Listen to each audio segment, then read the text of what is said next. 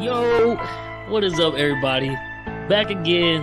Y'all already know what Nail, it is. play that shit. Oh, yeah. Oh, man, this man got the background. You already know, man.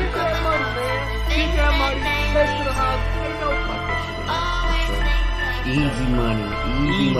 Well, it should be easy money, but like Look, I knock said, on wood. Look at the rookies we drafted. We got Dean and we got Davis.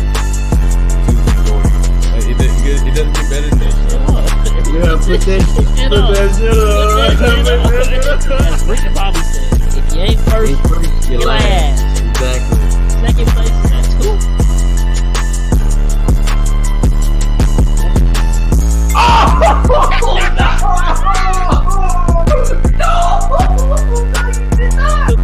Definitely gonna make up for it. Trust me. I need a sports podcast, man. I need it.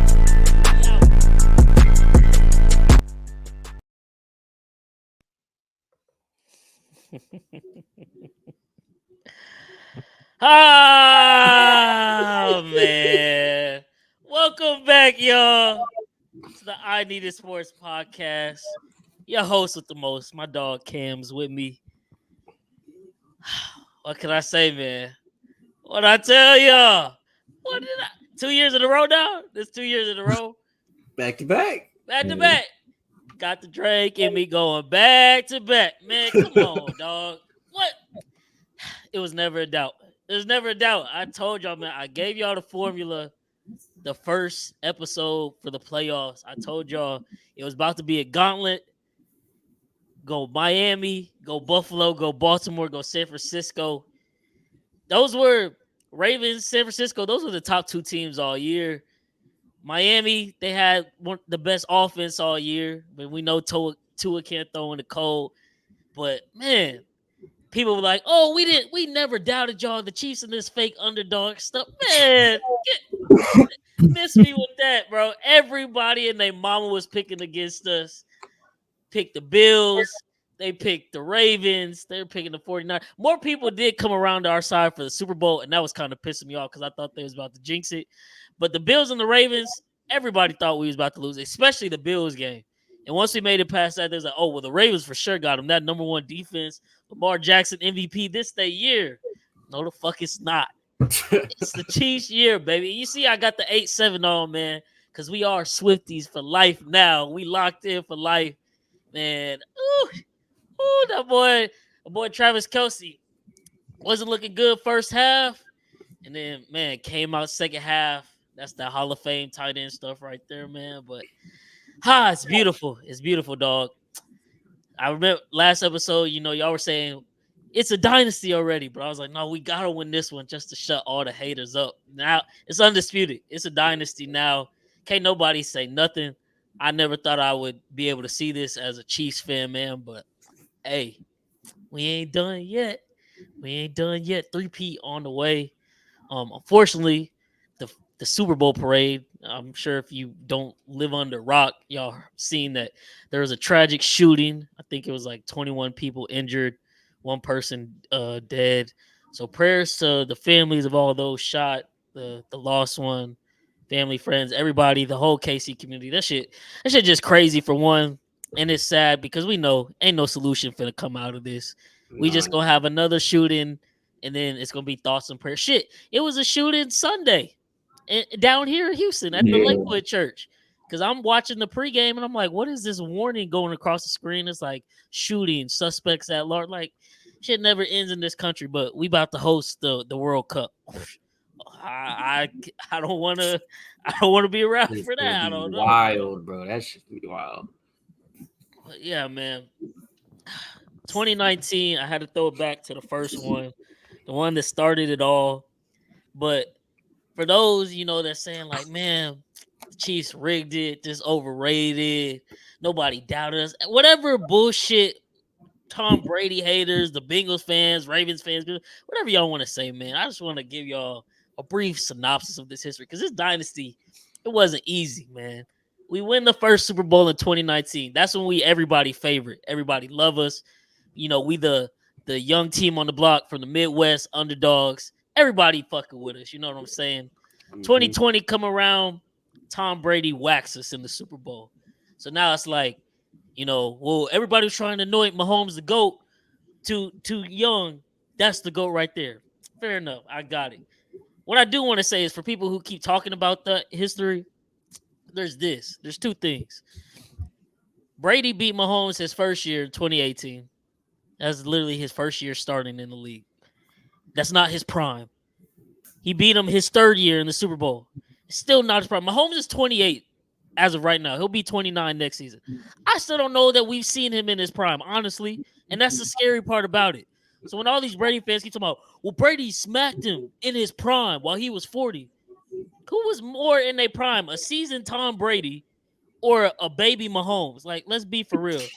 Bless you. Listen, thank you, thank you. But then, besides the second point, besides all that, we not finna sit up here and act like two of Mahomes Super Bowl wins didn't come when Brady was still in the league. And we beat Tom both those years we won the Super Bowl. 2019, we beat him in New England. 2022, last year, we beat him in Tampa Bay. Smacked him. So don't fault us because Tom Brady didn't get back to the same spot to meet us again all these other years. We still got Super Bowl wins there, man. But 2020, we get smacked by them. We go into 2021, and it's a shit show to start. Like, that's the year, they were saying Mahomes is broken. We in the Super Bowl slump. Like, everybody tried to anoint us too early. This ain't no real good team. They just had one great year. Then we ended up getting it together. We go into the playoffs. We had the 13-second game versus Buffalo. We come out that first half versus Cincinnati, 21-3. We smacking them. I think Mahomes is like 18 for 21, 249, three pass touchdowns. It's like we going back to the Super Bowl. Everything's good. And then he has his worst half of playoff football he's ever had in his whole career. And Joe Burrow wins. And then it's like, well, damn, Chiefs really might have been like a one-time wonder. Then offseason comes. Tyreek gone. So now it's like, oh, Mahomes damn sure ain't gonna be good without Tyreek. Chiefs really were a one-hit wonder. Like, they never going back. 2022, I come on this the first episode we ever recorded. I come on this podcast and tell y'all we lost Tyreek. Mahomes about to have his best year yet, and we're gonna go on to win the Super Bowl. We already know how that story ended. So now it's like, oh, they got a real chance to go back to back and cement a dynasty, because even though we know at this point we either in the AFC Championship game losing an OT or the Super Bowl, that's really a dynasty.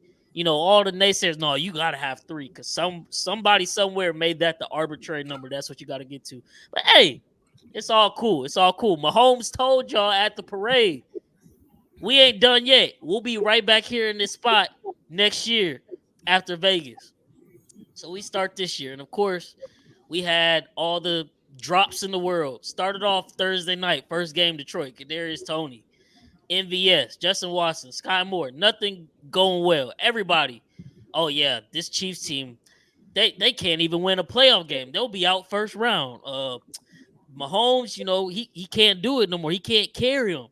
But what I tell y'all, with that Tyreek trade, y'all messed up and gave us a top 5 defense because Veach killed that draft. Y'all know the 2020 or 2022 draft class is 7-0 in the playoffs in their career, 2 Super Bowls. Yeah, I saw this. That Crazy. McDuffie, Carlotta, all them. They don't even know what a playoff loss is at this point yet, man. I said it on the first episode this year. I was like, if we can just sign Chris Jones, because he was still in his little contract dispute, it's gonna be amazing because we gonna have a top 5 defense, and I have faith Mahomes will figure it out. Now, once we got into the year and I saw the wide receiver problems, I gotta apologize to Patrick. I gotta apologize to Brett Veach, Andy Reid, because I even doubted. I was like, man, at this point, I don't know what we gonna do. I don't see it. I don't know how we gonna do it. But behind the scenes, and it's all coming out now, Mahomes texting everybody, hey, we gonna win the Super Bowl. I'll see y'all in Vegas. Don't worry, we got it. We got it. Like, just let me do me. We get to the playoffs, man. 11-6. Oh, Mahomes, he can't go on the road. There's no way. Like, as if Mahomes doesn't have a better road record in his career. But since it's the playoffs, there's no way Mahomes can go on the road and win. Like, you think one of the most clutch quarterbacks we done ever seen can't go on the road and win some playoff games? Whatever. So we get Miami at home. There were a few people that picked Miami, Cam, knowing Yeah. knowing that it was gonna be the fourth coldest game in the world. But that's neither here nor there. We're gonna let him make it. We're gonna let him make it. We smack Miami. Well, then it's like, well, you got to go on the road to Buffalo. This is Josh Allen's year now because, they didn't just get lucky and make the playoffs barely after starting the season 6-6. They're the hottest team in the league. There's no way the Chiefs beat them in Buffalo. This is what they've been wanting all these years. It's been an Arrowhead before. Now they got it in the Orchard Park. They for sure taking the dub. Walk in they trap, take over they trap. Then it's excuses. Well, the defense this and Josh Allen got let down. All I know is when push comes to shove, Patrick Mahomes, Travis Kelce, them boys make plays when they need to make them. Chris Jones, he makes plays when they need to happen. That's why they Hall of Famers and GOATs. So then Baltimore, number one defense, MVP, Lamar, you know what I'm saying? There's no way in hell we could beat Baltimore. Baltimore, they got all the legends out. I flew down there. They got Ed Reed, Ray Lewis, Michael Phelps, Ed Carmel, everybody and their mama in Baltimore. And what we do, we walked in the bank and took over the damn bank because ain't nobody trying to hear that shit. So just like that, from Mahomes can't win on the road to shit, Mahomes don't lose on the road in the playoffs. He 2-0 for his career, so that's all we got to go off of right now. But then I told y'all, San Francisco, who I even came out and said it. I think it was, what was it? Probably after the Cowboys game. We all was like, hey, this is the best team in the league, and they probably run the table if they healthy. Like healthy, nobody's stopping them. They just gonna beat everybody and be Super Bowl champs finally. But what I tell y'all when I gave y'all the formula that first episode, there's one man who is the 49ers kryptonite, and that man is Patrick Mahomes. Never lost to him in his career. Don't matter how close it is, he gonna pull it off because they just know in the back of their head, man, we give him the ball with time to score. Like, it's over with. It's wraps. And it ain't look good to start it off. But defense made plays. Like I said, top 2 defense. Really top 1. I don't care. Baltimore might have had the stats in the regular season, but top 1 defense, best defense in the league came to play in the playoffs. We locked up Baltimore, San Francisco, Miami, Buffalo. They all combined average 28 points per game. Our defense held them to average of 15 points per game throughout the playoffs. The top 4 offenses in the league, just like that, man. Easy work. And then we've seen the mic'd up clips now. I don't know why the 49ers didn't know the overtime rules for real. But as soon as they chose to take that ball, you see the look in Mahomes' eyes. At that point, Cam texted us in the group chat. He was like, oh, this over. I ain't like he did it because I thought he was jinxing it. But at the end of the day, everybody knew. Everybody, their mama knew. Defense is going to make the right play whenever they need it to either not allow San Francisco to score or hold them to a field goal. And Mahomes going to go right down here and score. And here we are, back-to-back, dynasty cemented, and the haters just continue to grow. And I get it, man. I get it because for 20 years we had to watch Tom Brady. But, Brady haters will not like this, what I'm about to say. But I've been fighting them all week in my mentions, and the stats literally back all this stuff up now, so I don't care what they got to say to me. But when we was watching Brady, it felt unfair because when he was losing the playoffs, he literally won those games half the time, basically. In his career, when he's down 7 points in the playoffs, he's 10-11. So half the time he was down, it's like, oh, man. In the back of our minds, we knew Brady going to come back because that's just what he does, man. In 11 playoff games, Mahomes has been down 7 or more points. His record in those, he's 9-2, bro. He's 9-2. That is unheard of. 3 Super Bowl comeback. All Super Bowl wins have been coming back from double digits. The rest of the league has 4 in NFL history, and 2 of those are Tom Brady. So for the rest of the NFL history, only 2 other teams have been able to do that. And Mahomes has done it 3 times like it's nothing, bro. Like, it's GOAT stuff. He cemented the best start to NFL career ever. Whether or not he reaches Brady, that's obviously time will tell. But don't get it twisted, man. We watching fucking legendary ass greatness. Andy Reid, Patrick Mahomes, Travis Kelce, and now with a 3rd Super Bowl, Chris Jones is cemented as Hall of Fame too. It might not show up in the stat sheet because of sacks, but he directly ruined 2 scoring plays that could have changed the whole momentum of that game and gave the 49ers a win. And It's gonna be very hard. But if we can keep having success, I was talking to Cam earlier this week. Harrison Butker is gonna have an argument if he can get some All Pros, Pro Bowls behind his name to be in the Hall of Fame too, because all of his playoff stats are gonna be there if we hear every year and he's producing like he's producing, man. So as a diehard Kansas City Chief fan, who I the first season I can like vividly remember as a kid was when I was 5. It was the '03 season. Priest Holmes, Trent Green, Tony Gonzalez, all them boys. We go 13-3. Then we lose in the playoffs to Indianapolis and Peyton Manning, and we don't even force them to punt.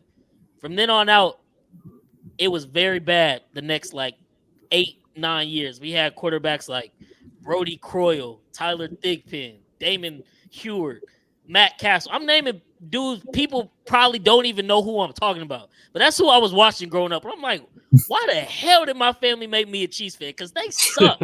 We ain't never gonna win. I'm never gonna see him win a playoff game. We get Andy Reid. We blow a 28-point lead to Andrew Luck in the Colts, the first playoff game with him. We then follow that up by losing to Pittsburgh when they kick 5 field goals, no touchdowns, and win. Then we have a year where Brian Hoyer, we beat Brian Hoyer-led Texas team.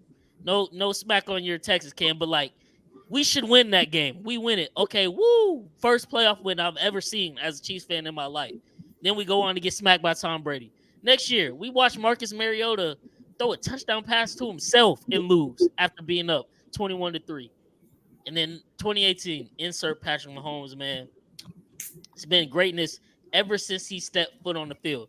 Brady fans like, well, Brady won 3 Super Bowls in 4 years. Yes, and he wasn't even considered the top QB in the league because he was just a game manager. That's not a knock on him. He won the games, but Peyton Manning was the best quarterback in the league.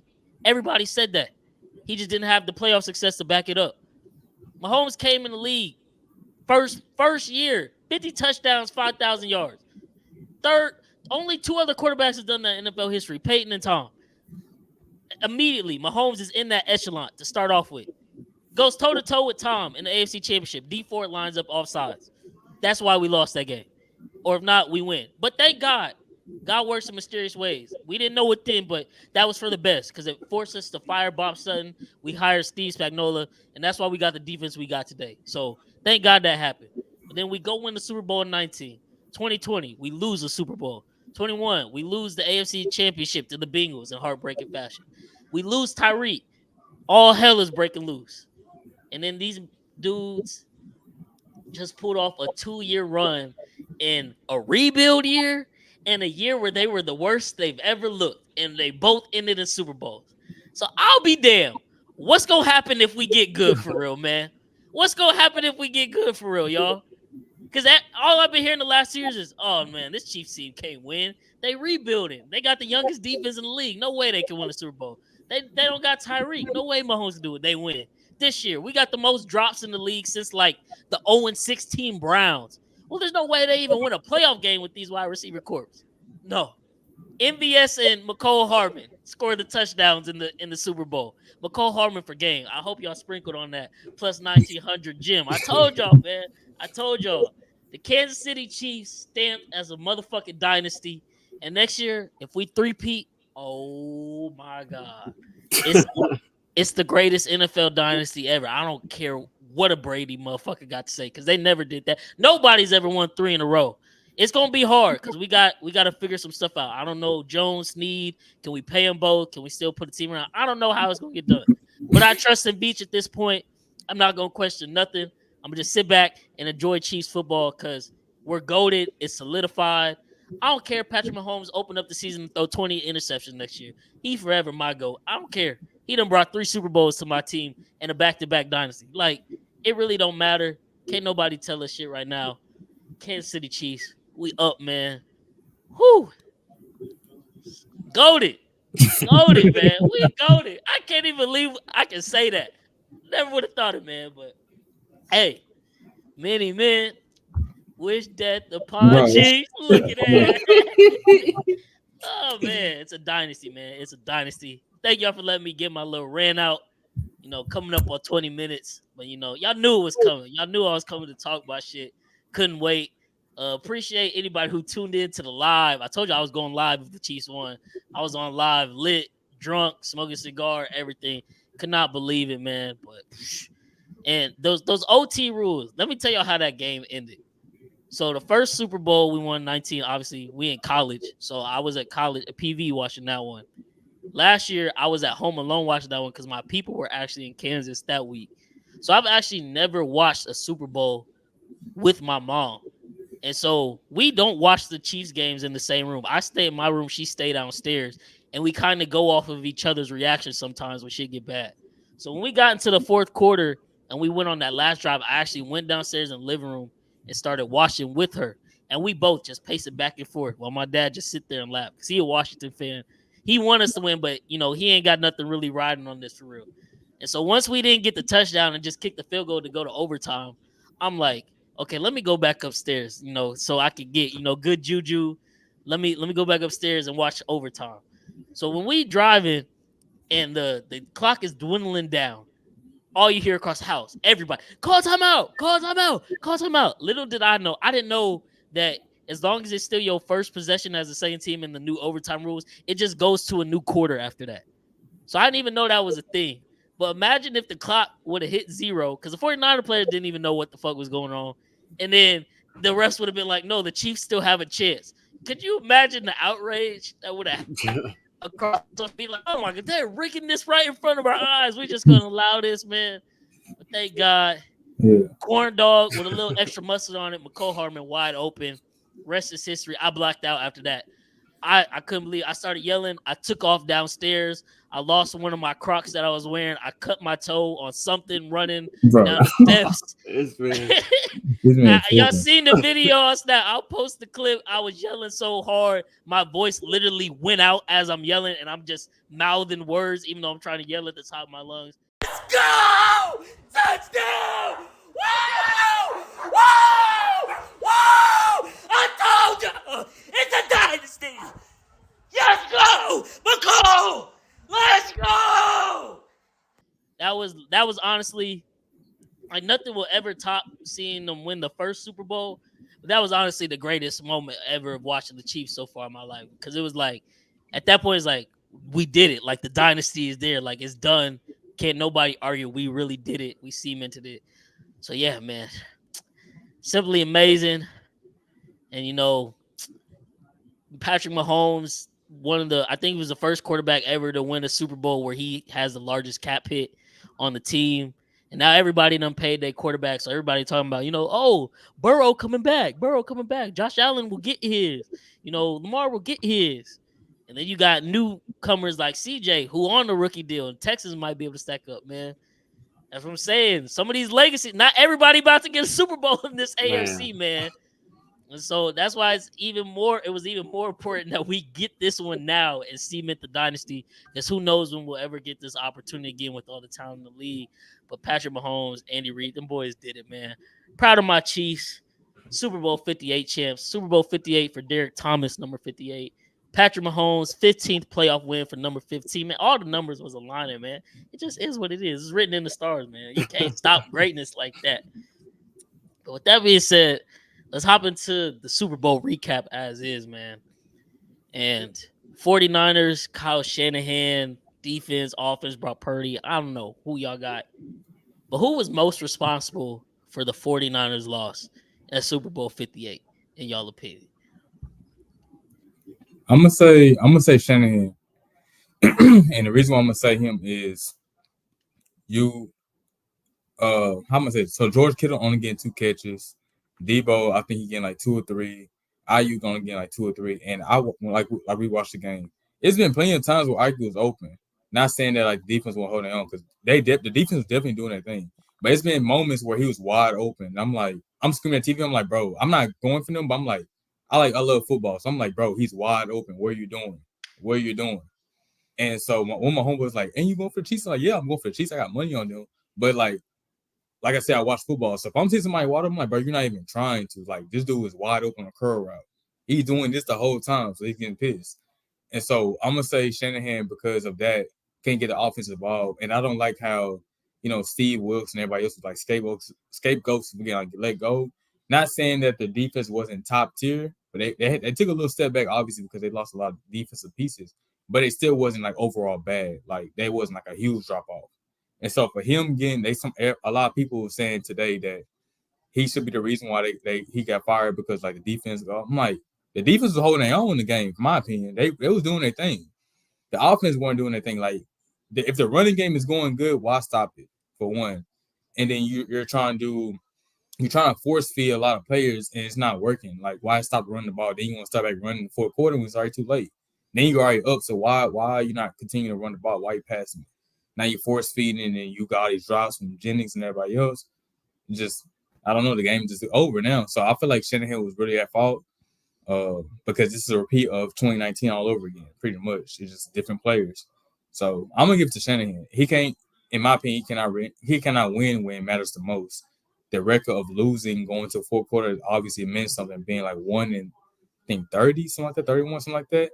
So in my opinion, that's why I won't put him above Sean McVay. I still won't. I still got Sean McVay above him because when it mattered most, Sean McVay took a Jared Goff-led Rams team to the Super Bowl before Shanahan even got to the Super Bowl. They obviously lost. And then what happened? About 4 years later, revamped, got Matthew Stafford, won a Super Bowl against a young, hungry Bengals team. And Shanahan has lost 2 Super Bowls in a row to the Chiefs. A team that had a down year at that. No discredit for that. I did y'all thing, but a lot of people, like you said earlier, a lot of teams that predict y'all going this far. And everybody said, oh, San Fran this, Baltimore this. San Fran was the best overall team all year long. Regardless of many holes in defense. You traded for Chase Young to revamp the defense, and now you got the defensive coordinator as a scapegoat. When the defense did their own thing, Chase Young came alive in the Super Bowl, for crying out loud. Of course he did. That was pissing me off. But I know that pissed me off too. But like he came alive in the Super Bowl, so how is that the defensive coordinator fault when he came alive with all them pressures and sacks? So that's a scapegoat move in my opinion. But obviously, a lot of they know more than us because Steve Wood's gone, Anthony Lynn gone. A lot of players been going to Washington or just simply getting let go. So it's something in the water over there. Now they're trying to hire Brandon Staley as the next defensive coordinator. It's something in the water. Hey, the Chiefs be breaking people, bro. You see Brandon Ayuk on Instagram, girlfriend, brother, everybody sending cryptic messages. Yeah, his girlfriend on TikTok and stuff and everything. Then now you got Philly fans laughing at them, talking about they really broken.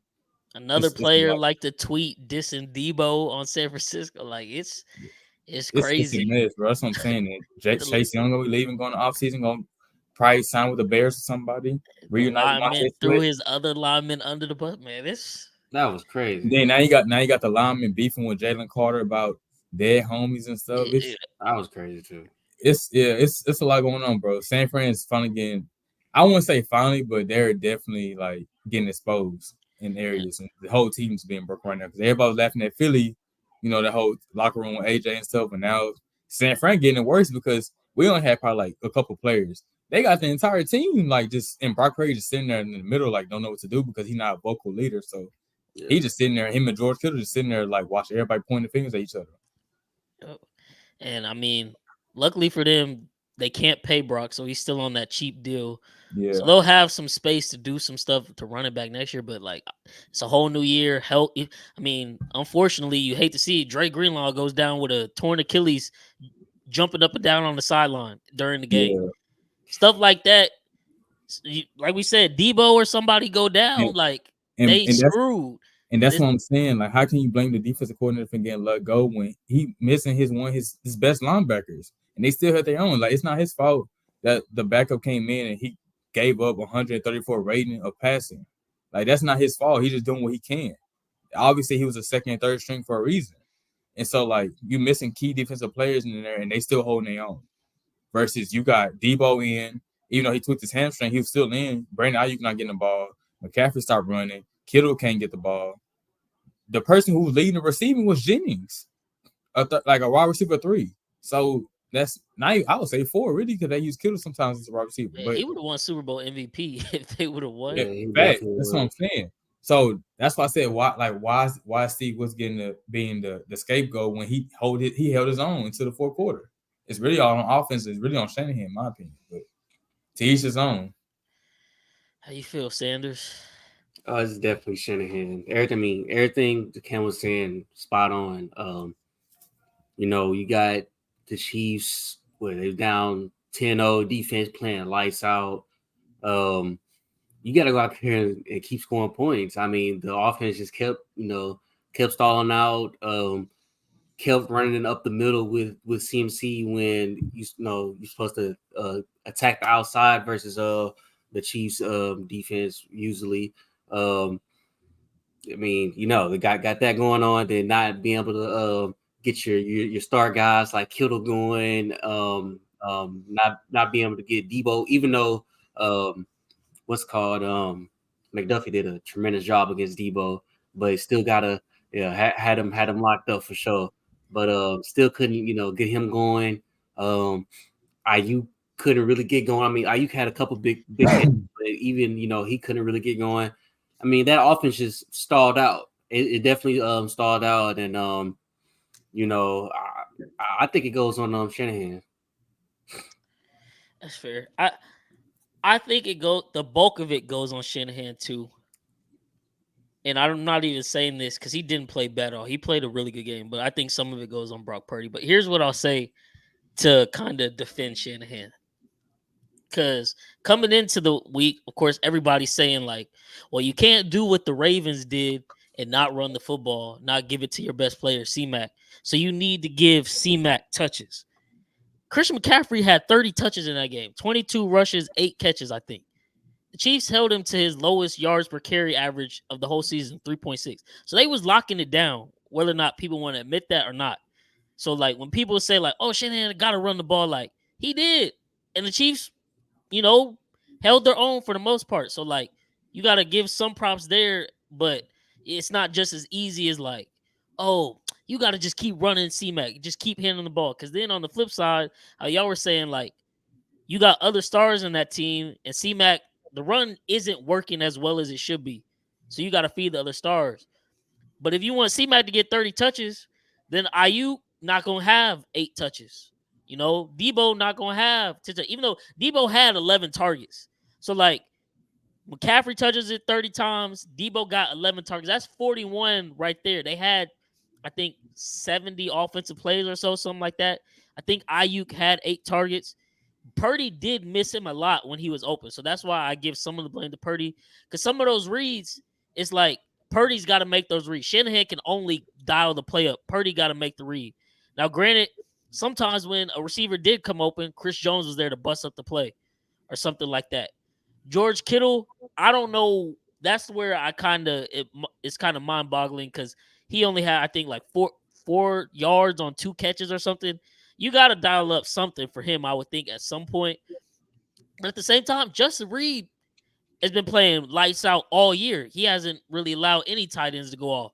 And that's why I was telling y'all, like, yeah, by name power, 49ers had the better defense, but Chiefs defense is just, we locks everywhere. That's why I was like, if we could just contain the run, then it's not saying Brock Purdy can't beat us, but like the 49ers then become one-dimensional, and they're one-dimensional versus our best unit, which is our secondary. And while Brock Purdy made some great plays, when it came down to it, as Cam Newton would say, he's a game manager. And that's not a knock on Brock Purdy for anybody who hears that and thinks that. But he's just not the guy. He's not a Patrick Mahomes. That, go win us this game for real. Like, put the team on your back. He was scrambling. What he scrambled for, like 50 yards in that Detroit game? Yeah. We held him to 12. We use a spy on him sometimes. Spagnuolo had been on a couple interviews letting out that information. Like sometimes we had Willie Gay, Bolton just sit back and spy him. And we went a lot of man in the second half. We played man coverage more than anybody played the 49ers man coverage all year. And they couldn't adapt to it. While still being able to stack the box with 3 linebackers and Gay, Bolton, Tranquil, or Chenal, any combo, and then shut down the run and force Brock Purdy to throw, and they got locked up. But I get it. Shanahan, he got to be better. It looks bad because he once again choked another lead. I don't fault him as much as the general public for that Atlanta one because everybody wants to throw that one in on top of his like Super Bowl shows. He's the offensive coordinator.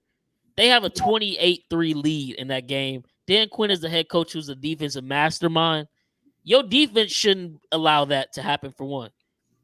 Now, the last possession, yeah, Falcons should have definitely ran the ball more, and they knocked themselves out of field goal range because of that. But I'm not finna sit up here and put all the blame on Shanahan for a game he was OC of, and his offense put up 28 points against a Bill Belichick defense. I'm not finna sit up here and fault him for that. But at the same time, y'all, this is what I'm saying. Like, this legendary shit we watching, his 3 Super Bowl losses are to the 2 best quarterbacks we've ever seen. Tom Brady, Patrick Mahomes twice. So, like, he just really got some terrible luck. Because I'll tell you this. No matter what adjustments they made, once we got the muff punt recovery and scored and took the lead, no matter what they did at that point, Mahomes is going to have an answer. And that's what he did. Because Brock Purdy scored on every drive after that, and Mahomes answered right back. We just got the touchdown when we needed it, and they got the field goal. So I'm like, yeah, Shanahan could have been better in certain spots, but he was going up against the best defense in the league and the best quarterback, best head coach in the league. And at the end of the day, you got to have some luck in your favor, but there is a saying, that says luck favors the prepared. And we'll touch on something a little bit later where I think that really comes to fact, and that's where I will pin some blame on, or some serious blame on Shanahan. But as for the most responsible, yeah, he gets the bulk of it. But Brock Purdy, he missed some key throws. I know that last one in the overtime, that 3rd and goal. Yes, Chris Jones pressured him, but I feel like a Mahomes, Allen, well, not even Allen, because Allen had the chance, he didn't make a throw. Mahomes makes that throw somehow, some way, off of his back foot, buys that extra half second. Jennings was open. All you just got to do is lock to him. Purdy just overthrew it because he got pressured, and he's not that type of quarterback. Defense, they held the Chiefs to 19 points, 1 touchdown in regulation. Offense couldn't capitalize, but then when the defense needed the biggest stop, they couldn't get it. So responsibility is equally spread. Like you said, Ken, I don't like how Wilkes is kind of now the scapegoat of everything. I think that's kind of lame. But it's like, if the 49ers don't win next year, where do you go from there? Because there are no more scapegoats. At that point, it's really just one common denominator, and that's Shanahan. And do you want to let him go? No, because he wins in the playoffs. At least he'll get you to the NFC Championship at the very least, it seems, when his team is healthy. But at the same time, 49ers are really just kind of like a more successful Cowboys, but still no Super Bowl wins when you think about it. Their last Super Bowl win was 1995 with Steve Young. Now, they've made it back to the Super Bowl 3 times now, whereas the Cowboys haven't made an NFC Championship game since 96. But they not winning it, so that's where it gets tough. But, yeah, they made Wilkes a scapegoat, so, hey, it is what it is. But next year, it's literally Super Bowl or bust. I'm sure they're going to try to go all in, run it back. Brock Purdy's still on his rookie deal. But if that don't work, man, that's going to be – it won't be Buffalo Bills back in the 90s level of failure, since they went to 4 Super Bowls in a row and lost them all. But I think it'll be the second biggest failure of an NFL franchise in history. So that's tough for them, man. But, hey, they ran into the GOAT. That's really what it boils down to. We'll talk more about that. But on the flip side, I know Cam Sanders, he was saying last episode, if Purdy would have won, would that make him a top 5 QB? Obviously, they didn't win, but have y'all's feelings changed on Brock Purdy based on how he played in that game? I'm going to give it to Cam Sanders first, and I'm going to go to you, Small, because I see you shaking your head. No, not at all. Well, for me personally, it hasn't. He's still arguably a top 10, top 12 quarterback in NFL. Obviously he's not as talented as a Patrick Mahomes, Josh Allen, Joe Burrow type of quarterback or whatever. But in this game, he still played very, very, very well, in my opinion. The three biggest plays, mean, you can say you can blame him, but I personally don't blame him. You got the one where he overthrew Debo or whatever, but Chris Jones was right there, pressured him, and then the other one when it was third down, and McDuffie came and blitzed him. That was just a beautiful play call by Spags, and McDuffie literally came as soon as they hiked the ball. He wasn't Brock because Brock saw him.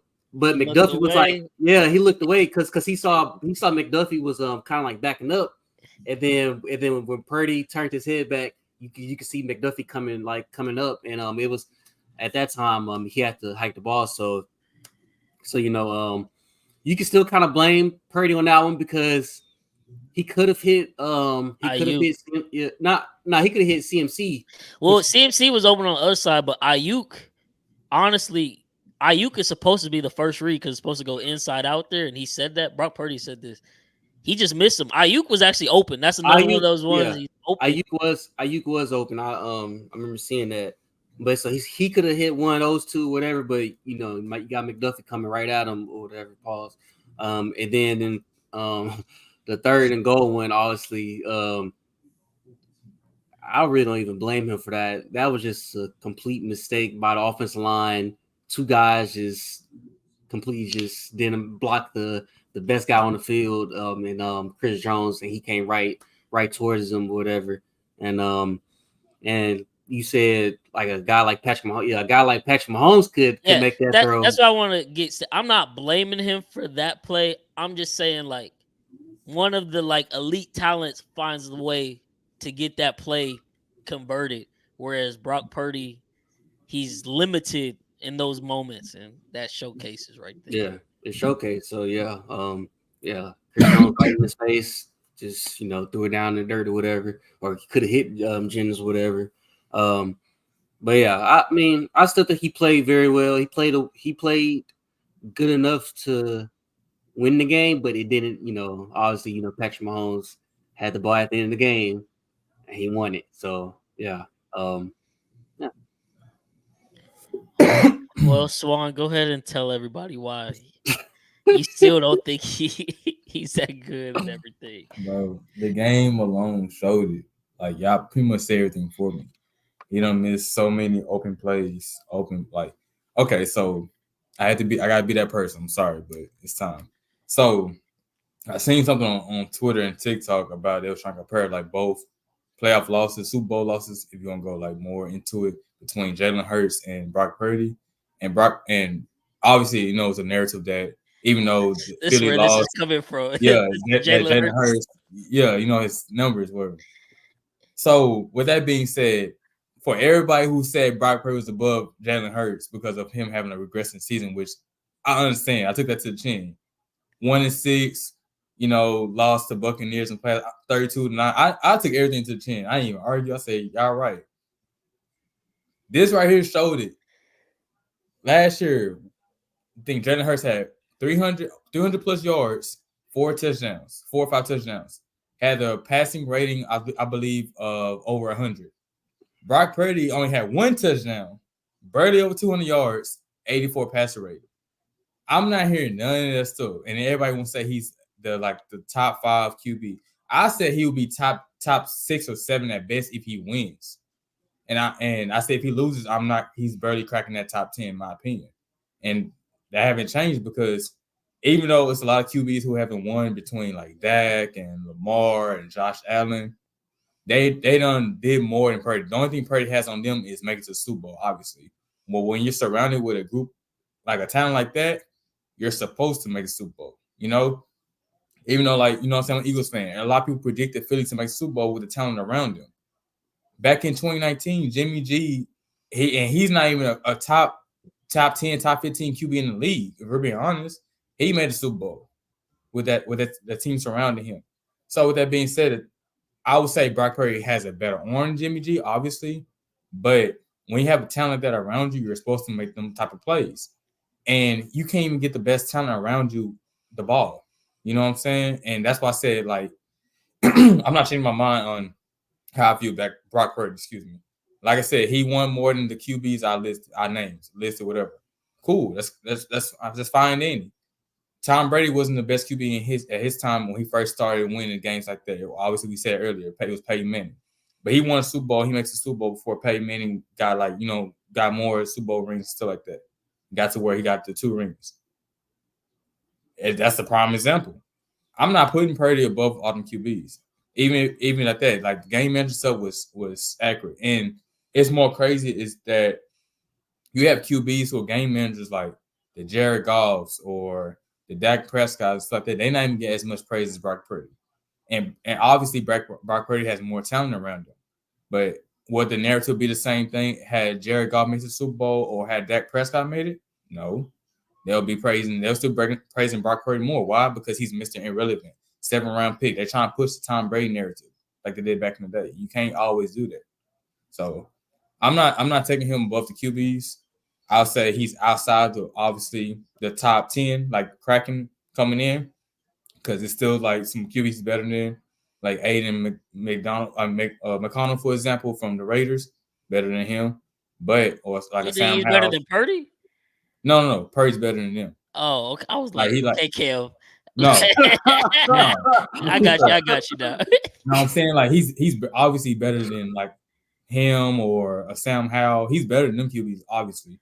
But to put him above like obviously a Pat Mahomes or Hurts or Burrow, QBs like that, I'm not putting him above them, regardless like that, because he has a better talent than them. Like I'll say, like obviously him and Philly, like when it comes to receiving core, they're neck and neck. But with Mahomes, the talent he has around him, how he won, or how when healthy, how Burrow did with the Bengals and stuff like that. You're supposed to win more because you have better talent on paper. Obviously, you got all-pro players, you got all-pro Hall of Famer linemen, you have Pro Bowl, all-pro tight end, receivers, running back who was literally in the top 3 and racing for MVP. You have all that around you, so you obviously it's gonna make you look like a top 5 QB. But if you can't even win with that talent, you're not cracking that top 10. That's why I said that. That's fair. Sure. Okay. Well, so me personally, I was actually very impressed with Brock Purdy. I'm not gonna lie. Deep down, I ain't say it on the podcast, but going into the game, and it's probably why we started so bad. I jinxed it or something. But I was thinking in my heart of hearts, I was like, low key, we might fold Brock Purdy tonight. Like we might really have him scared, shook, and run away with this thing. Like not even make it a game. I should have known. My Chiefs, we don't get activated until we down double digits for whatever reason. We just can't make it easy for shit. But Brock Purdy played a good game. Like he took care of the ball. He had one throw where it was in harm's way and it possibly could have got intercepted. And that was the first throw in overtime where Bolton almost got it off the deflection. But other than that, he had an answer for a lot of stuff. He was dicing up our zones in the first half, so we went heavy man. Now, he did miss some reads, like we were talking about. Ayuk was open a few times. But I'll say this. I don't know where y'all want to rank the quarterback. So, obviously, Mahomes, we don't even need to discuss him in any more quarterback rankings. He's over by himself chasing Tom Brady at this point. So, he's by himself. For the rest of the QBs in the league, I'm sure we all agree that we got like Joe Burrow, Josh Allen, Hurts, CJ, Jordan Love looked better, Herbert. All of them quarterbacks kind of in that mix of this next tier. Like who's going to come out, who can, win a Super Bowl or like come out and prove like, hey, I'm number 2. As of right now, I guess you could say Burrow has it. But I mean, that's really going off of something that happened 2 years ago now at this point, and he wasn't even necessarily that great in that playoff run. But that's another argument for another day. So say Burrows could be 2.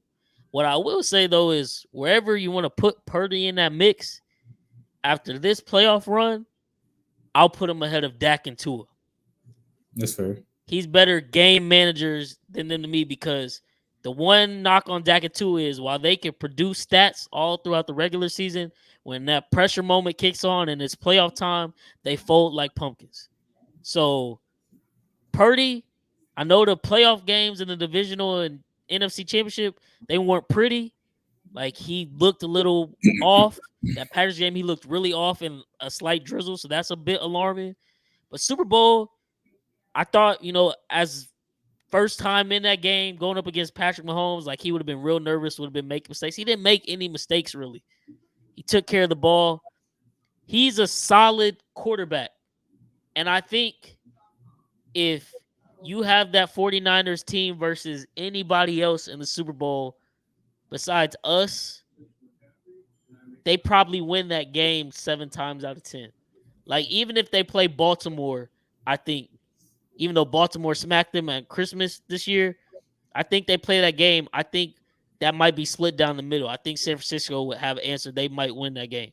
But the fact he played Patrick Mahomes and he's just not that guy, because people will try to sit up here and say, oh, the Chiefs get lucky, like all this BS. This is now Mahomes. It's Mahomes' 7th season in the league, but 6th season playing and starting. You have 3 Super Bowls and 4 games where he's lost by double digits. We're always going to be in the game, basically. And I knew we were in the game, Mahomes was going to be able to outduel Purdy when it got to that moment.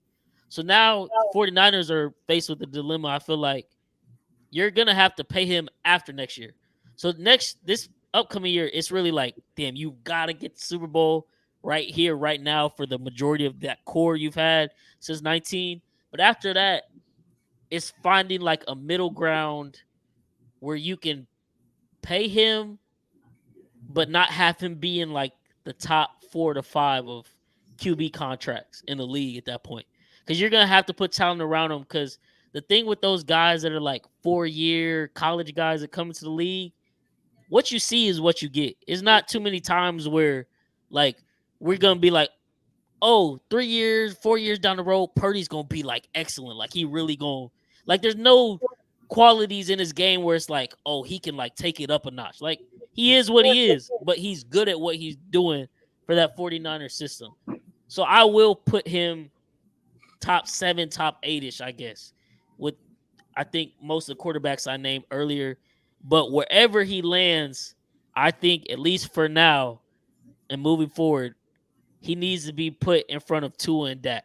Because Tua and Dak have yet to prove they can actually play when shit matters for real. And they've both been Dak going into his 9th year, Tua's going into his 5th. This was Purdy in year 2. He's been balling since he stepped foot in the league, literally. Now, obviously, the 49ers are a super team, but he's a better game manager than like we know Jimmy G took him to Super Bowl, but they were really running the ball. They put the ball in Purdy's hands a lot. They let him throw it, and he does what he needs to do. So I'll give him his props. As far as going like, oh, top 5, yeah, no, I can't put him there yet because there's no like special quality about him, but he's the best game manager I think in the league of that tier of quarterbacks. So, and like I said, that's not a knock on him, but that's really how I'm feeling about that. So he did change my mind. I thought we were going to be able to kill him, but he stood tall in the pocket. He had the 49ers in winning position, but that's not good enough when you're going up against Mahomes. You literally have to kill us. Like, you can't let us, like, if you got us on the ground, you better take whatever weapon you got and finish the job right then and there. The 49ers let us get up, and as you know, you give the Mahomes the ball, you let us get up, theoretically speaking, we're going to come back and kill you, and that's what happened. So it sucks for Purdy because, he was Mr. Relevant going on the Cinderella run, but he's not in that upper echelon of quarterbacks that can change the game, but he can damn sure win you the game. But everything else needs to go perfect, and it didn't go perfect. You got a Christian McCaffrey fumble in the red zone that first drive. You got a muff punt. You got Debo not being able to separate, and he's your highest paid wide receiver. You miss Ayuk. You don't draw up plays for Kittle for whatever reason.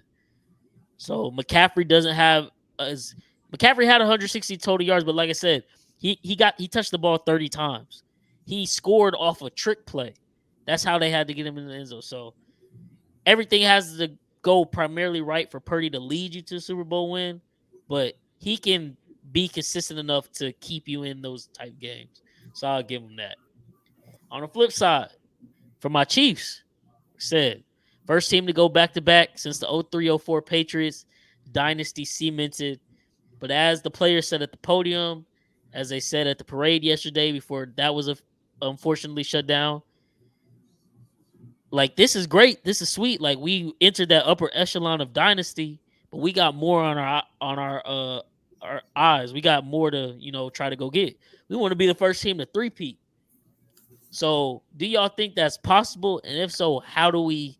What's the steps forward to getting the three-peat? Because I think right now, the way too early odds, the 49ers are like plus 500 favorites, and the Chiefs are floating between plus 600, plus 700 as the second favorite to win the Super Bowl next year.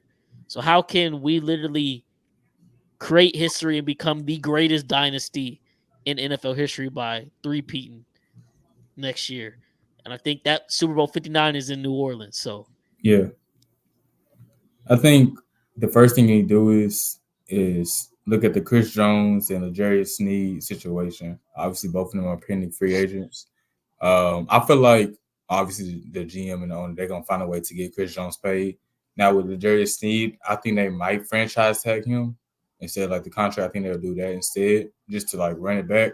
I feel like Chris Jones will definitely get his money. I don't see him leaving. It's just seeing how him and Andy Reid was very happy when the Super Bowl run with the bear hug and everything. I don't just see him just up and leaving that way. So I feel like they'll get situated first. Obviously bringing in another receiver to pair with Rashee Rice as Kelsey's getting older too. You have pending free agent receivers like Higgins, Evans, Curtis Samuel. Them are like receivers you play like wide receiver twos or maybe even ones, like a tier one, like tier A, tier B type receivers, like how Philly does with AJ and Devontae. Or you could just go wide receiver two with Curtis Samuel, a service receiver who can get you. He can get open. Obviously, you see him getting open in Washington and when he was with Carolina. Um, that's something I would do. Bringing in a receiver, obviously.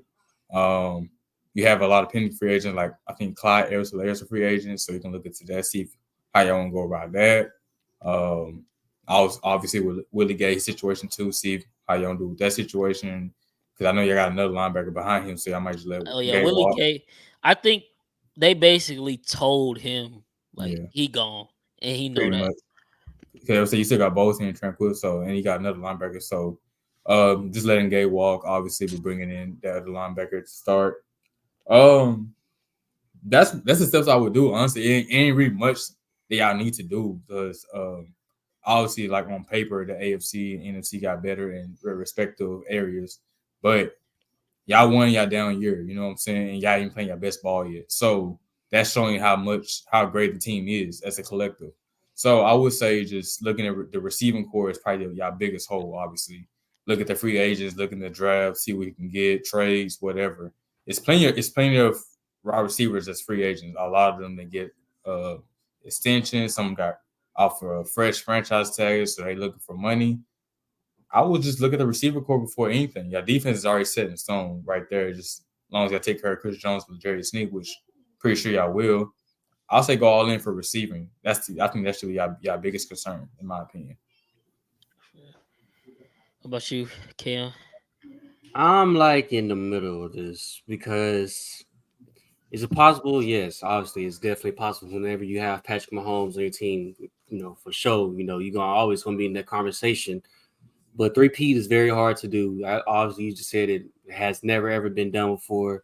I got some big question marks coming up, and paying guys, and I mean, we talked about this before, man.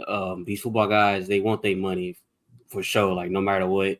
Um, Chris Jones, he is going to get a bag from somebody. He is going to get a 4-year, 120 mil, 150 mil, whatever, 80 mil guaranteed deal.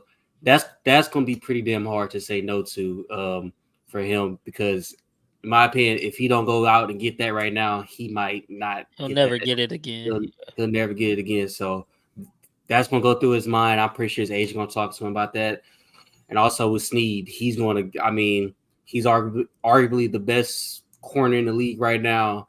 Same thing with him. If he don't go out and go get his back right now, he may not even ever, get his back because he definitely gonna get he probably gonna be the highest paid corner also somewhere wherever he goes.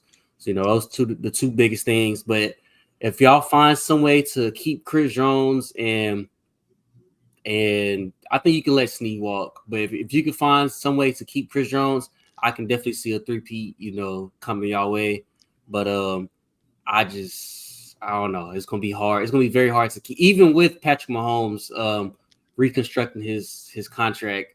I don't know. It's gonna be very hard for him to say no to money somewhere else. So I don't know. It's gonna be very interesting to see. I think next year, I think the defense will get a little bit worse, but the offense is going to be a lot more better. He's going to have a lot more receivers, so that's going to be a plus. So I don't know. It's going to be very interesting to see. Yeah, it's tough. I'm kind of with you, Cam Sanders, because it's like Snead, just like some personal stuff about him. He's had like kind of a rough life. Like he's had a couple deaths in his family. I think like his mom, I think one of his siblings, and like the past couple years, like murdered, all that. So I want him to go get his bag. He just had a baby girl, I think, Super Bowl week. So I want him to get his money. And it sucks because we might not be able to match whatever, some team throws at him. But at the flip side, I don't know if Veach will offer him max money because the one thing Veach has been drafting really well every year is corners. Our secondary, we have the youngest defense in the league. And last year, people don't even remember really. It goes under the wayside. The second play of the game in the conference championship versus Cincinnati, Snead went out with a concussion. So we had to put in our other rookie cornerbacks in Watson and Williams, who were both like 6th-round picks, I think, and then McDuffie on the other side, who's now an all-pro. So we're going to have to pay him eventually. And they locked up. McDuffie, like I said, all-pro. He's not going nowhere because this was only year 2. We have a rookie safety, Chamari Connor, from, I think, Virginia Tech, if I'm not mistaken. He was one of our highest-graded defensive players in the playoffs this year. We have another rookie or he might be second year 2 from the 2022 draft. He was a safety. He unfortunately tore his ACL in training camp, but all the reports coming out of camp was like, hey, this dude is like, he's got next. Like, he's a cold safety. Brian Cook, like, it wasn't an official fracture, but he sprained his ankle so bad where, like, in that Green Bay game where his ankle was, like, sideways and, like, dislocated. This was his second year. So our DBs are young and really good. So I could see Veach saying, like, dang, if push come to shove and we really want this three-peat, yeah, we might have to let Snead walk or tag and trade him and get a wide receiver and keep Chris Jones, because it's like you can't defensive tackles, you don't find those like Chris Jones. Like, he's Hall of Fame D tackle. So that's where it becomes hard. But then at the same time, someone probably is going to throw Chris Jones 120 mil, 70, 80 guaranteed. Will he turn that down? I don't know. Because, he obviously has some drinks in the system, but at the parade, he talking about, I'm not going nowhere. I'm going to be here next year, year after that, and the year after that. And then his agent tweets like, hey, y'all need to stop the drinks over there in Kansas City. So it's up in the air.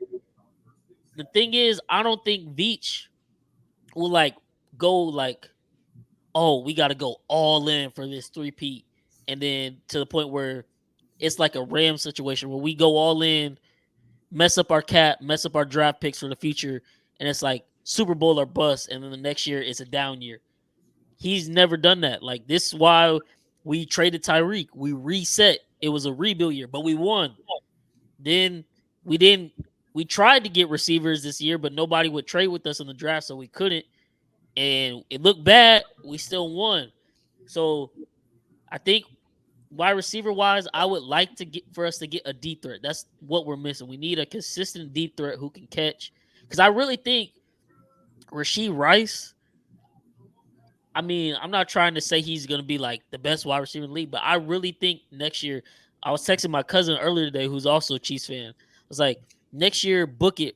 Rashee Rice goes for at least 1,300 yards and about 8 touchdowns if he stays healthy. Because he's a rookie. He's been the best rookie wide receiver in Andy's tenure of his whole life. Like Philly, KC, all that.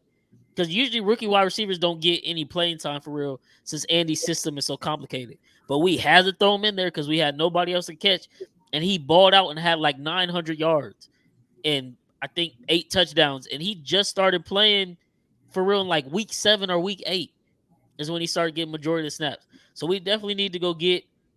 I'm not even saying like a wide receiver one, but someone who can complement Rasheed. I think we're gonna need to go into the draft and find a, a a future tight end that can come in, learn from Kelsey, and be his replacement. Because while Noah Gray is pretty good, he's not Kelsey replacement. I think one of the ones on the radar is the tight end from UT that we were talking about the other day, Kim. That would be He a would be great nice. pickup. He can be under Kelsey because I think Kelsey's got 2 years left on his deal, so I think Kelsey will play that out. And then depending on where everything sits there, he probably retires, I would think. But he'll play these next year, so get him under Kelsey's tutelage for the next couple years, and then unfortunately we'll have to see Mahomes without Kelsey. Cam, Swan, you said Clyde. I love Clyde. Like y'all know I talk the most shit about him, but he actually had a nice little redemption story this year. He was suited up for the Super Bowl because he wasn't suited up last year. We won. He's gone. We need a serviceable running back too behind Pacheco. We'll probably look for the draft there, but we also have a lot of guys on our roster, our practice squad. I think that are serviceable. I think LaMichael Pirine could be a really good running back too. It'll be interesting to see if Jerick McKinnon comes back because he's old. I don't know where we go there, but yeah, three-peat because we have Patrick Mahomes, because we have Andy Reid, best quarterback, best head coach in the game. We're obviously never out of it, so to speak. And I mean, 6 years in, the worst we've been is AFC Conference Championship game, OT loss. I want to say when the Patriots went back to back that next year, they lost their first playoff game in the divisional. We're gonna have everybody's target on our back.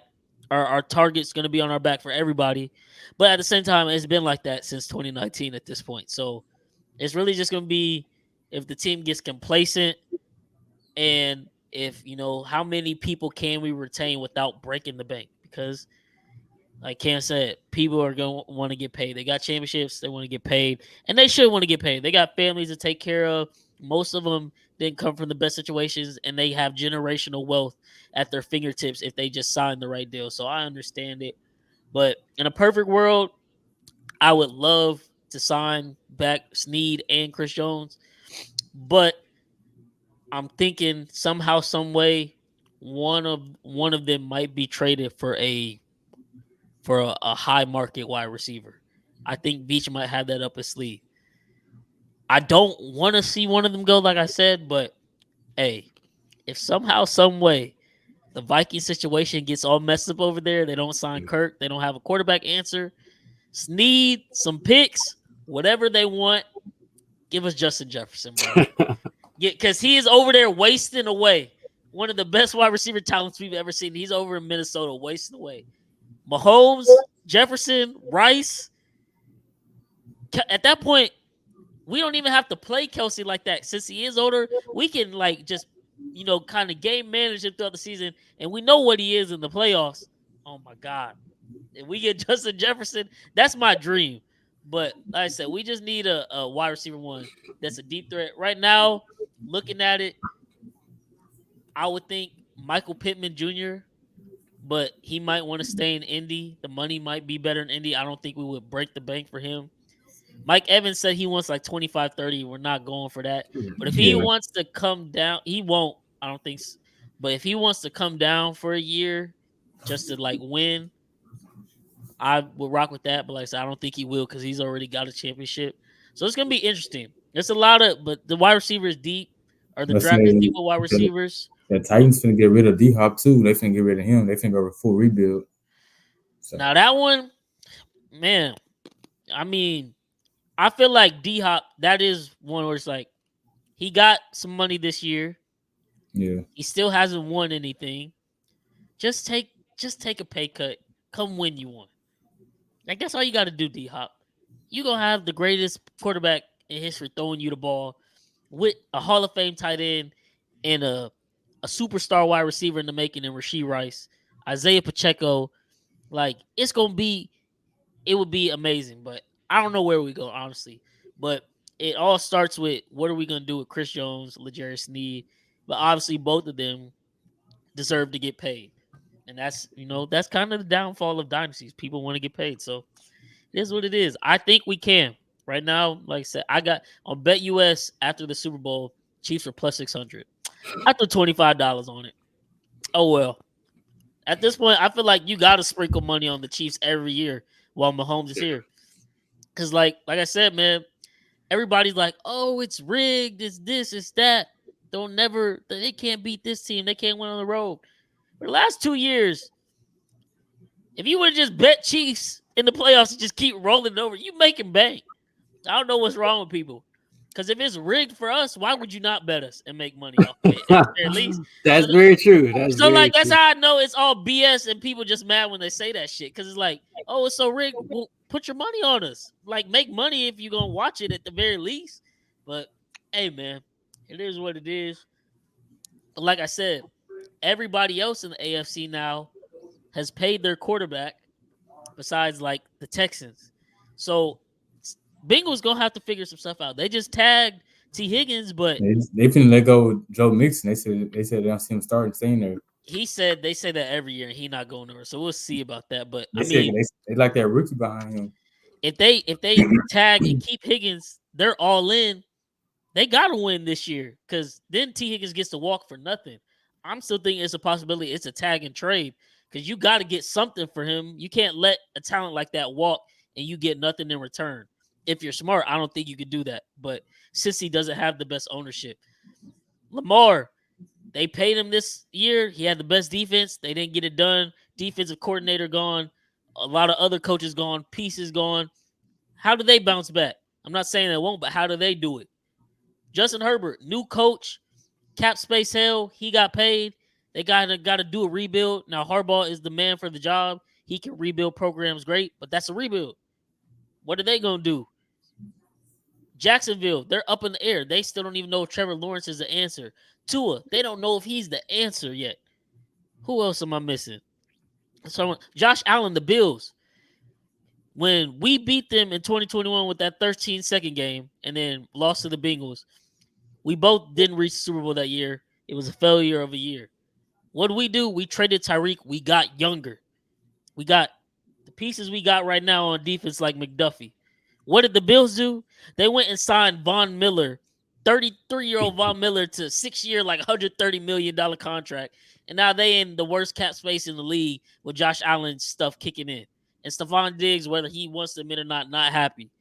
So where are they going? So, like, honestly, the worst team that strikes fear in me today as of right now is the Texans. Because they have all the cap space to do whatever they want. And CJ is going to be the guy. But these other teams, everybody else, we've beaten. Patrick Mahomes is literally, there's only 2 teams in the AFC Patrick Mahomes hasn't knocked out in the playoffs so far in his career. And that's the Patriots and the Jets. Everybody else, he's eliminated from the playoffs. Our division, because we win it every year, eliminated. He's beat everybody else. You name it. Steelers, Bengals, Ravens, Browns. That's the AFC North. Bills, Dolphins. That's AFC East. Like I said, just the Patriots, the only ones. AFC South. He's beat the Texans, Titans, Jags, and Colts. He retired Andrew Luck. He retired Big Ben. Like, we literally just, like that meme of the Grim Reaper just going door to door. We just taking everybody out at this point. So, well, yes, obviously, we're not going to win every Super Bowl every year. It's such a gauntlet in the AFC. Like, everybody's like, oh, you got to take out the Chiefs. Everybody gonna take out each other too. That's how deep it is. But when they take out each other or they don't, Mahomes still just taking out the rest. So that's where I'm like, man, there's some legendary stuff. But if we can pull off a three-peat, oh my God, I'll still give Tom Brady the GOAT for now. If we pull off a three-peat next, I do not give a fuck. He's the GOAT right there. It's undisputed at that point. So I hope somehow, some way, we're able to get that done. But last topic and the biggest topic from the game, especially with the mic'd up footage dropping, overtime. Obviously, The rules changed 2 years ago, coming off our game with Buffalo, but nobody's had an overtime playoff game since then to see these new rules play out. Now, you would think everybody knows about the new rules, but as it was shown in the mic'd up footage, the 49ers players did not know about the new overtime rules, whereas the Chiefs, as soon as the 49ers said they wanted to receive the ball, everybody got excited because we've been planning this for the last 2 weeks and had a full-blown plan for each way it could go. So this is where I put blame on Shanahan because I'm like, you cannot possibly have your team that unprepared. Now, at the same time, these are professional athletes. You should know the rules, at least the overtime rules, in the league you play in. I think it was Kyle Juszczyk was like, they have him walking up to the huddle after the kickoff, like, y'all know if we score that they get the ball? I didn't know that. So, like, and that's a Harvard grad, I think. You should know that. But at the same time, as a coach, it's your job to prepare your team. And they took the wrong route, as people are saying. So how do y'all feel about Shanahan and the overtime and how that went, them taking the ball first and everything that transpired to them losing? I feel like it was a lousy excuse, honestly. Not saying like a soulless and stuff, but I feel like it was a pathetic excuse because it's like you said, they're professional athletes and you're a coach. Like, why are your team not prepared? And y'all had like 2 weeks to get ready for you. Y'all wasn't in the Pro Bowl. Y'all was doing anything else. And like, I don't know if you're looking at like on Twitter and Instagram or TikTok or whatever, but all week leading to the Super Bowl, it was always something they're complaining about. They're complaining about the hotel fire alarm. They're complaining about the field. So it's kind of like, it's all these excuses are coming out, all the woolworths because you lose. And so me hearing them saying they know anything about overtime rules, I'm like, bro, you have drunk fans, you have people like me or y'all, we knew about the rules. We're not even playing the game. So how we know and y'all don't know? So I feel like Shanahan really didn't have his team prepared and kind of showed with, like I said, like we said earlier, the missed throws from Purdy and the check downs and, to stop the running game at one point and the running game not working in general. I feel like the team wasn't prepared for the Super Bowl. I feel like they're prepared to get their revenge from 2019. I feel like just overall, I think, like you said, Purdy, he played good to me as well, but it showed like he was the only one who's really like poised at times, like not anybody else. Everybody else like looking like a deer in headlights. And so hearing that overtime rule, it kind of shocked me too when I first said they want to get the ball. When Fred Warner said like, seeing Mahomes' eyes, he was looking like, you serious, bro? Like, you know what you're doing, right? So with this one, it had me shook. So I'm like, why are you asking for the ball? Like, our defense did good enough to get to where you're at now. Why are you asking for the ball first? Like, do you not know the new rules? Like, it's Josh Allen's fault the rules are how it is now. Like, he complained. So, like, why are you asking for the ball first? Like, that field goal not going to do anything. And so, in my opinion, I feel like they want the ball first because the defense was gassed. They was very tired, very exhausted. Mahomes was running everywhere from them. They was passing to Kelsey the last couple of catches. Pacheco getting yardage. They were tired in general. Like Bosa was looking burnt out there. So I feel like they were trying to get the defense a breather, but at the same time, it also backfired because the offense wasn't clicking when it needed to be. So it was like a lose for Kyle Shanahan, in my opinion, because like if you got the ball first, you still didn't score. I mean, if you got the ball first and you scored, Chiefs get the ball back and they can see what they can do. If you let the defense build the defense on the field and they're already burnt, gassed up, and everything like tired, you lose the game that way too. So it's kind of like he couldn't win for nothing, so he had to gamble with it. Fair. What about you, Kim? Is that like Shanahan? He did it wrong, or? I guess you kind of say he kind of did it wrong. But obviously, like just unprepared, like I've been saying.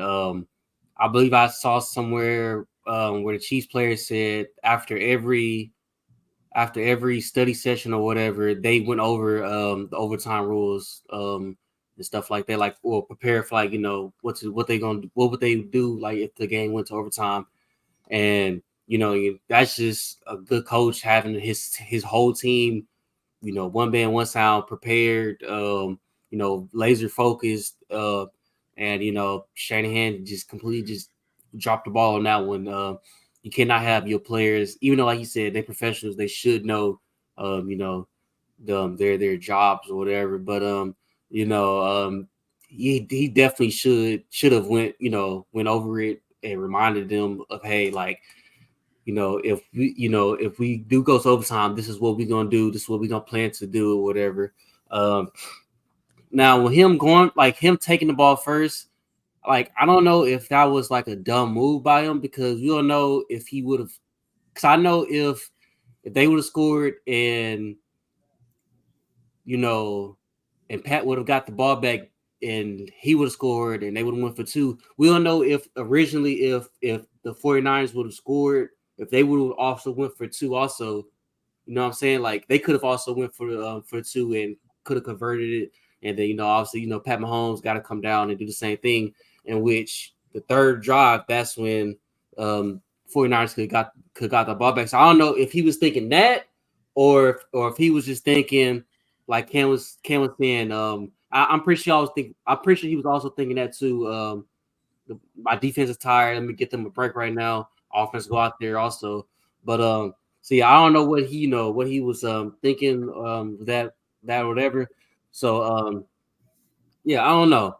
I guess now everybody knows to not accept the ball, to get the ball in halftime. I guess now we see that. I don't know. Like, I still think there's probably some coaches out there that probably would still take the ball in overtime, but obviously probably the majority probably not gonna take the ball in overtime. So I don't know. It was very interesting to see. Yeah, I mean, so this is where I knock him. Like I said, yeah, the players should know, but you got to prepare them. That's just unacceptable. Like, you should. That's a strategy you should have went over with your team for those 2 weeks leading up to Super Bowl, because on the other side of the field is Patrick Mahomes and Andy Reid. You should have been preparing for any possible outcome so you could have the best chance. Like I said earlier in the podcast, luck favors the prepared. So while people can say, the Chiefs got lucky, luck favors prepared. They were clearly prepared for that moment, because as soon as they accepted, they're like, oh, this is exactly what we wanted. Because if we would have won the toss, we were going to kick anyway and give them the ball so we can see what we need to do. And if they score a touchdown, we going for two. Now, Shanahan's clip, I saw him. He was saying basically his thought process was, we get the ball first. That way we can score. And if they score and match, we can have the third, sudden death possession at that point. And so I'm not necessarily knocking like getting the ball first, but for how they performed on that first drive, if you're going to take the ball first, you got to go for it on fourth down when you down in the red zone. Because at that point, if you don't get it, you didn't have your defense rested technically, and then we would have had to drive the field. Now, obviously, with Mahomes, this is where I'm like, I can't put too much thought into it, because like, regardless of what happened, I think Mahomes is going to have an answer every time. We were just in that mode at that point. Like, he's finally locked in. I think on his 11 drives in fourth quarter OT and playoffs, he's got like 4 touchdowns and like 6 field goals, driving them into field goal position for us to, win the game. No interception though. So I think he was going to do whatever it took at that point. But earlier in the game, when it was 13-10 and they were driving and it was 4th and short, Shanahan went for it on his side of the field, because he's like, we can't kick field goals. They end up getting a touchdown to Jawan Jennings there. So at that point, you got to go for it. And that's where I'm like, you not prepared on your end, because you should know that. Like, don't bank on a third possession like that without getting a touchdown. Like, if you're going to bank on that, you got to go get the touchdown for real, for real. But at the same time, like the Chiefs said, they were going to go for 2. And I don't think Shanahan would have had the nuts to go for 2 on the first possession. Well, that's why you got to go get the touchdown to put the pressure on the Chiefs to be like, y'all have to go get a touchdown. But once we got that stop and kicked the field goal, I was like, oh, well, yeah. It was over. Like I texted in the group chat, Money Mahomes times 2, because I said Money Mahomes time in the drive to get us into overtime. I was like, oh, Money Mahomes times 2. They done messed up. They gave us the ball, and we got 4 downs. And he wheeled us all the way down the field with his legs. And, I mean, I joke about it, but I'm almost dead serious about it now. Patrick Mahomes is the best dual-threat quarterback in the league.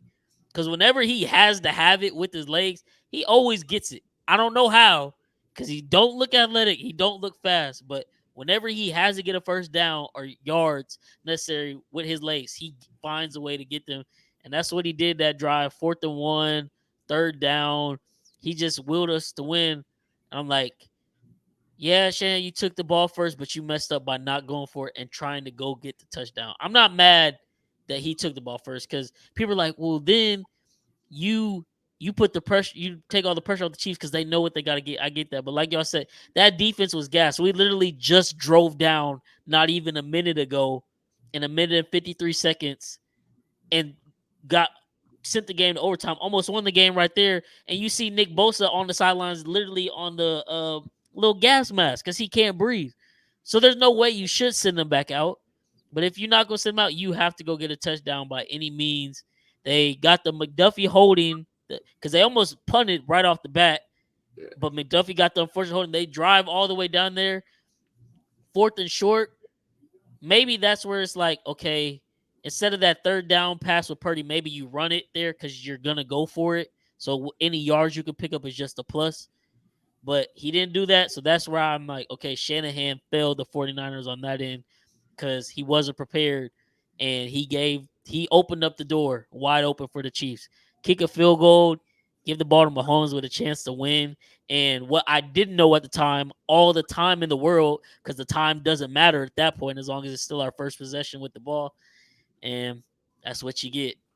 You got another Super Bowl L on your record, and now it's looking like, damn, will you ever get one? But then at the same time, like I said on the last episode, he's literally like Andy Reid in Philly. He could never win the Super Bowl. He never had the guy at quarterback.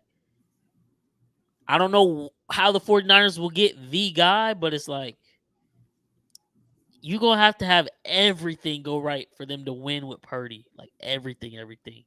I don't know if they'll do that. I'm sure they'll run it back with Purdy, but a couple years ago, apparently they did want Kirk Cousins.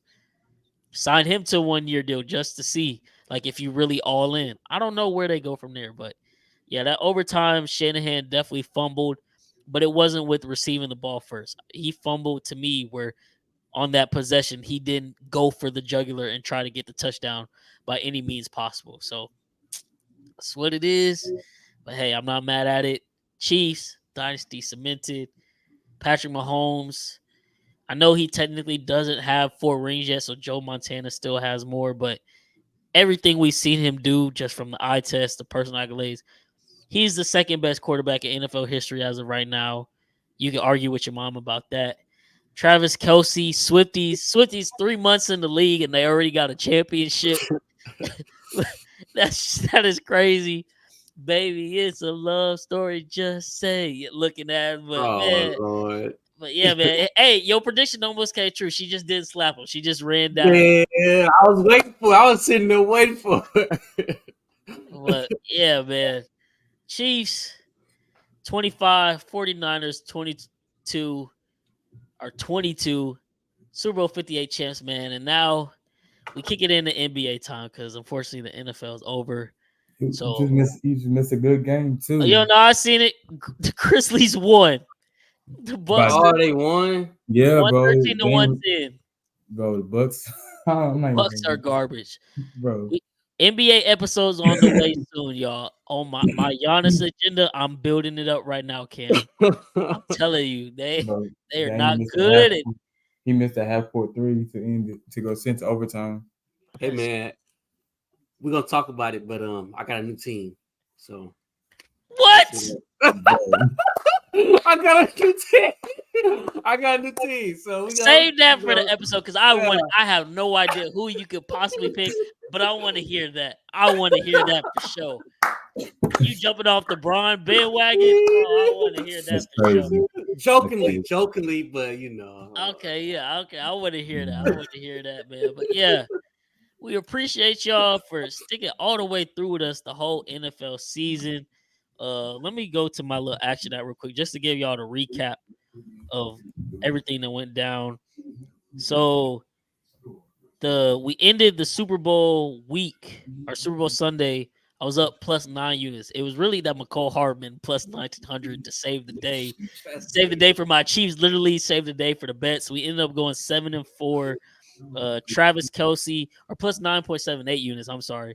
Travis Kelce ended up hitting his yards because our defense was able to hold the 49ers team total under 24 hit. KC plus 1. I told y'all the second half, you had 30 minutes to bet it with that halftime show. Bet the 49ers team total under second half. Because we held them to a field goal instead of a touchdown and we blocked the extra point, they went under 10.5. So that was a live bet hit. Cole Harmon, Marquez Valdez-Scantling over 1.5 receptions. He got 3. That third one almost pissed me off when he ran backwards in overtime. Bro, I was like, what is he doing? What is he doing? You know who that gave me PTSD of? DeMarcus Robinson, who wore 11 for us and used to do the same exact thing, just run backwards. You know where they get it from? They get it from Tyreek. Tyreek always does, but nobody else can do that. Exactly. Nobody else can do that. Tyreek's the first player I've ever seen like. Bro, it was Chris Jones. Chris Jones was like, "What are you doing? He got him on the field. What are you doing? Like, what is going on here?" So that hit. So we go 7-4 plus 9.78. But for the season, we actually ended up finishing. Let's see. We ended up finishing 98 and 95 in 1 plus 39 units, y'all. So second season in a row, we up big. And if y'all remember, the season started off terrible. Thursday night, when the Chiefs overs line, I think I was 0 for 7 that night in picks. Like negative 8 units. Yeah. So it was a struggle to get here. So the overall record looks like off because I only had 3 more wins and loss, but it was a climb to get back to this spot. And we still end up plus 39. That's a plus 47 unit, plus was that 15 win turnaround. Or no, I'm sorry, plus 10 win turnaround from being down 7 wins, 8 units to up 3 wins in the season, plus 39 units, man. So clap it up. I hope y'all tell the picks, man.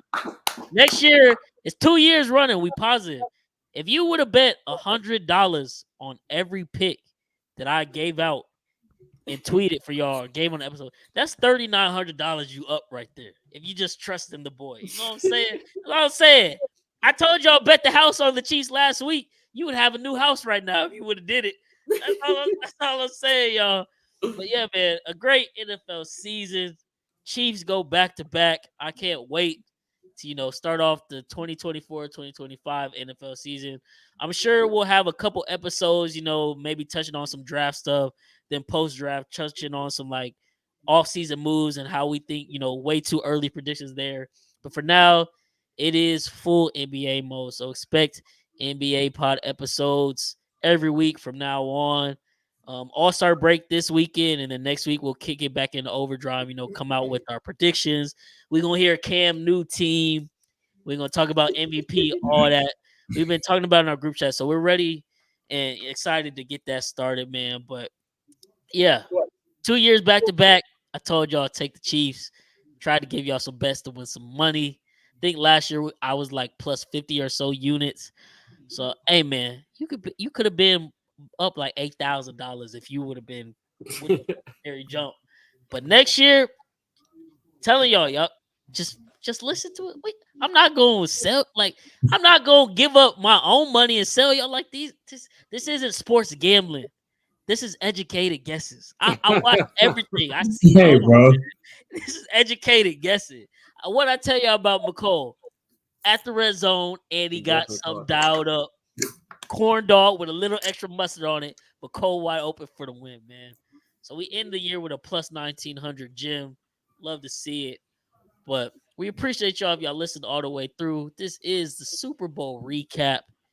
Final episode of the 2023-24 NFL season. Favorite kids from the neighborhood signing off. Cam Swan, Cam Sanders, Bryce, the biggest Chiefs fan in the world. Back-to-back Super Bowl champs. And we out, man. Peace.